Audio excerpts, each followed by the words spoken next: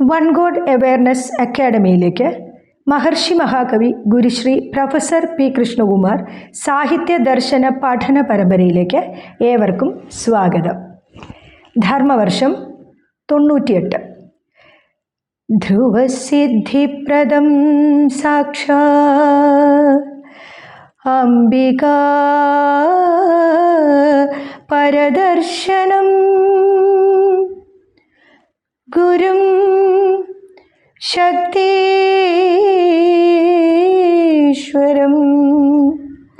വന്ദേ ധർമാനന്ദാത്മ നായകം. Oka one God awareness അഥവാ ഏക ദൈവബോധം എന്ന തലക്കെട്ടോടുകൂടി മഹർഷി മഹാകവി ഗുരുശ്രീ പ്രൊഫസർ പി കൃഷ്ണകുമാർ 1999 എഴുതിയ ലേഖനത്തിൻ്റെ 2ാം ഭാഗമാണ് ഇന്ന് നിങ്ങൾക്ക് മുൻപാകെ വായിക്കുന്നത്.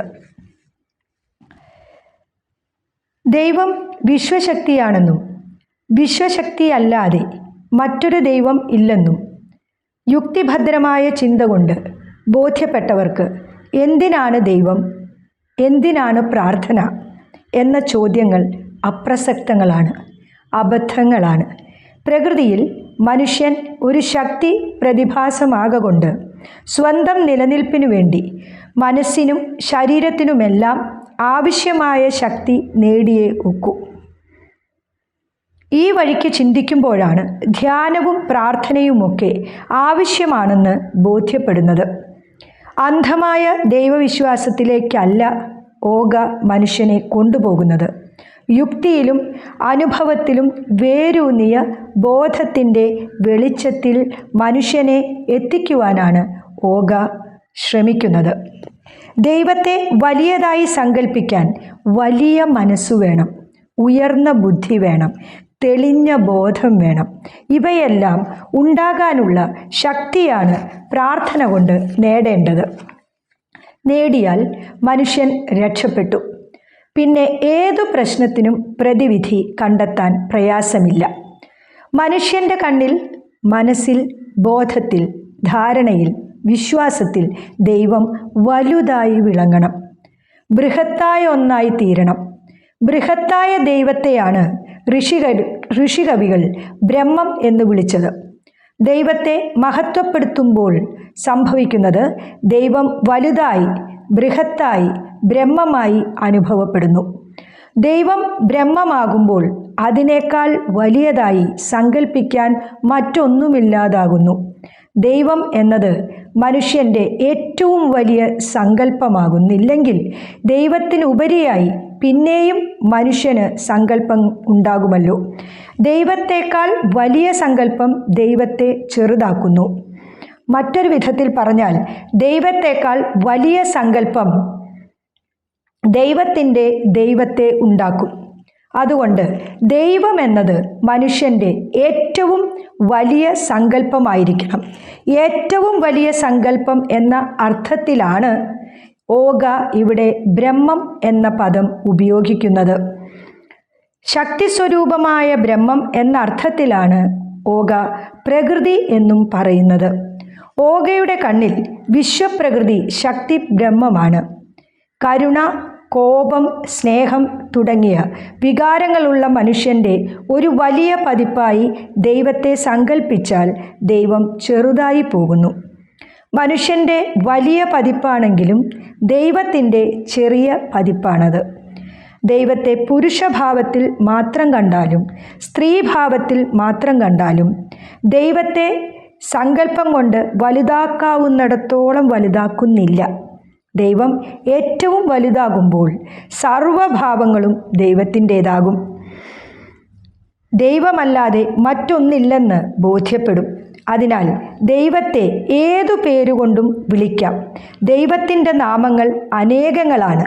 ദൈവം സ്രഷ്ടാവും കർത്താവും രക്ഷിതാവും മാതാവും പിതാവും ഗുരുവുമെല്ലാമാണ്. ഇതാണ് ദൈവത്തിൻ്റെ മഹത്വം, വൈഭവം, ശക്തി, കഴിവ് എന്നെല്ലാം പറയുന്നത്. ദൈവത്തിൽ നിന്നും ഉണ്ടായ ചെറിയ ശക്തികളാണ് മനസ്സും വാക്കും. അവയ്ക്ക് ദൈവത്തെ പൂർണ്ണമായും അധീനമാക്കാൻ സാധ്യമല്ല. ദൈവം വാക്കിനും മനസ്സിനും അപ്പുറത്താണ്, ഇപ്പുറത്തുമാണ്.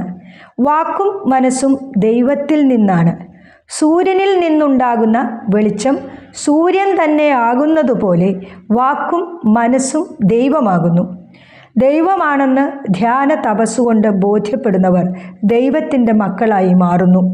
അവരെ അമൃതപുത്രന്മാരെന്നോ ദൈവപുത്രന്മാരെന്നോ വിളിക്കാം. ആർക്കും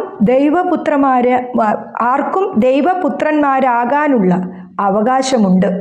അത് മനുഷ്യാവകാശമാണ്. അതിനുള്ള അർഹത ഉണ്ടാക്കുകയാണ് വേണ്ടത്. ദൈവം എന്നെന്നും സർവതന്ത്ര സ്വതന്ത്രതയിലാണ്. ദൈവവുമായി മാനസിക ബന്ധം പുലർത്തുന്ന മനുഷ്യൻ ഈ സർവതന്ത്ര സ്വതന്ത്രതയിലേക്കാണ് ഉയരുന്നത്.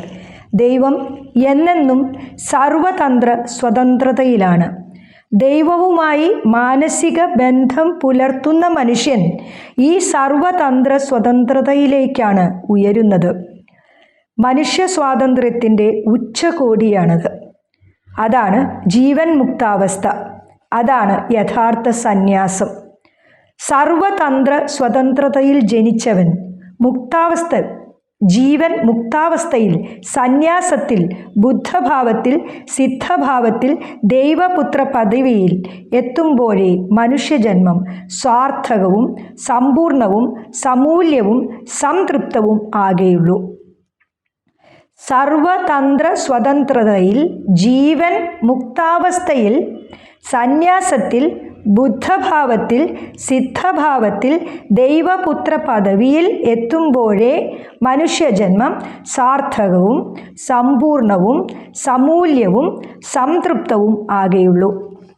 മനുഷ്യൻ പുരോഗമിക്കേണ്ടത് പകയ്ക്കാനും പരിഭ്രമിക്കാനും പിരിമുറുക്കം കൊള്ളാനും പണക്കഴുകനാകാനും പകവയ്ക്കാനും പടവെട്ടിപ്പിടിക്കാനും ഒന്നുമല്ല. പരമശാന്തിയിൽ, സമാധാനത്തിൽ നിലനിൽക്കാനാണ്. മനുഷ്യനെ ബോധം നൽകി നിലനിർത്തേണ്ടത് ഭരണകൂടത്തിൻ്റെ ചുമതലയാണ്. സമ്പന്നനാകാതെ സത്വഗുണബോധമുദിക്കാതെ മനുഷ്യൻ സമ്പത്തിനെ സമാധാനപൂർണമായി അനുഭവിക്കയില്ല. സംസ്കാരസമ്പന്നനാകാതെ സത്വഗുണബോധമുദിക്കാതെ മനുഷ്യൻ സമ്പത്തിനെ സമാധാനപൂർണമായി അനുഭവിക്കയില്ല. അതുകൊണ്ട് സംസ്കാരത്തിന് ഊന്നൽ കൊടുക്കാത്ത ഭരണസമ്പ്രദായം വിജയിക്കുകയില്ല, മനുഷ്യന് നന്മയ്ക്കാകുകയുമില്ല. സംസ്കാരത്തിൻ്റെ ഊന്നൽ കൊടുക്കാത്ത ഭരണസമ്പ്രദായം വിജയിക്കുകയില്ല, മനുഷ്യ നന്മയ്ക്കാകുകയുമില്ല. മറിച്ച് സമരസാഹസങ്ങൾക്കും മഹായുദ്ധങ്ങൾക്കും വഴിയൊരുക്കുകയേയുള്ളൂ. മനുഷ്യനെ കൂടുതൽ നല്ല മനുഷ്യനാക്കാൻ പ്രവർത്തിക്കാതെ വളർത്തുമൃഗത്തിനെ പോലെ ആഹാരവും പാർപ്പിടവും മാത്രം കൊടുക്കുക എന്നത് ഉത്തമ ഭരണഘടനയുടെ ലക്ഷണമല്ല. ചിന്തിക്കുക എന്ന അർത്ഥം വരുന്ന ധ്യൈ എന്ന ധാതുവിൽ നിന്നാണ് ധ്യാനം എന്ന ശബ്ദം. ഇന്ദ്രിയാനുഭൂതിയായും അതീന്ദ്രിയാനുഭൂതിയായും ധ്യാനം കൊണ്ട് ദൈവം അനുഭവപ്പെടുന്നു. ഭാവിക്കുന്ന പോലെ ഭവിക്കുന്നു. യഥാർത്ഥമായ ഏകദൈവബോധത്തിൽ കഴിയുന്ന മനുഷ്യൻ സത്യത്തിലേക്കും സ്വാതന്ത്ര്യത്തിലേക്കും സമഭാവനയിലേക്കും സർവസൃഷ്ടികളോടുള്ള സ്നേഹത്തിലേക്കും എത്തിച്ചേരുന്നു. മനസ്സ് നന്നാകുമ്പോഴുള്ള അവസ്ഥയാണത്.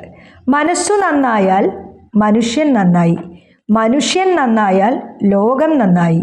ഓഗയുടെ ഉന്നം അതാണ്. ഏകദൈവബോധം കൊണ്ട് മനുഷ്യൻ ലോകം എന്ന കുടുംബത്തിലെ അംഗമായി മാറുന്നു. ലോകം തറവാടാകുമ്പോഴാണ് മനുഷ്യൻ വിശ്വമാനവനാകുന്നത്. വിശ്വമാനവനാകുക എന്നതാണ് ഏറ്റവും വലിയ മനുഷ്യാവകാശം. ഓഗ വഴിയൊരുക്കുന്നത് ഹ്യൂമനിസത്തിൻ്റെ ഈ ഉന്നത സോപാനത്തിലേക്കാണ്. ദൈവം സർവശക്തിയും സർവസാധ്യതയും ആകൊണ്ട് ദൈവത്തിലേക്കുള്ള വഴി അനേകമാണ്.